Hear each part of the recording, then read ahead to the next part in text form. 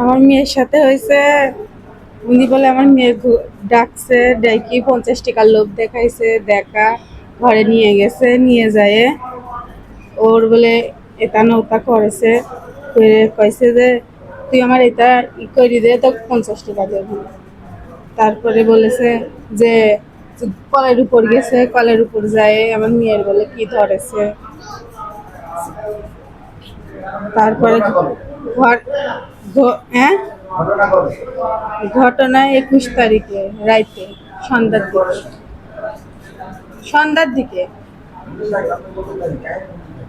তারপরে আমি পানি আনতে গেছিলাম বলে আমার মেয়েকে নিয়ে, সে বলে শুয়েছিল। এবার আইসি দেখি আমার মিয়া কষা আম্মু দেখো আমাকে এই দাদু এতে এতে করেছে। আমি বলছি কি করেছে, কষা আমার তো লজ্জা পাচ্ছে, আমি তোমাকে বলতে পারতেছি না।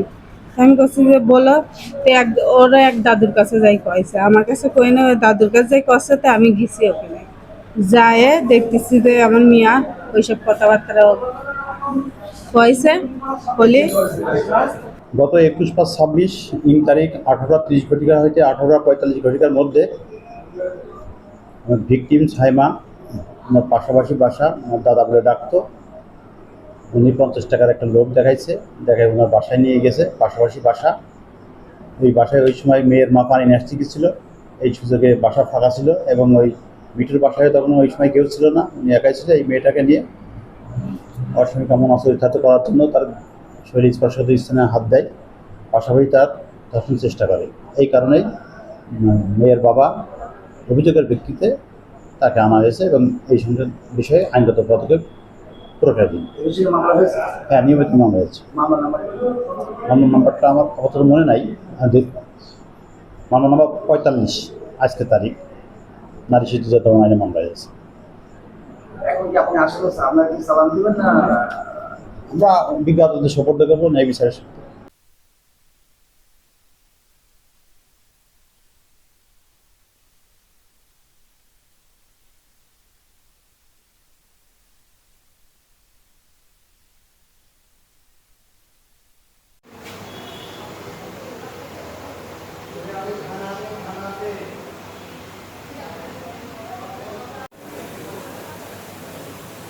বেশি হয়ে গেল, আস্তে আস্তে আসে।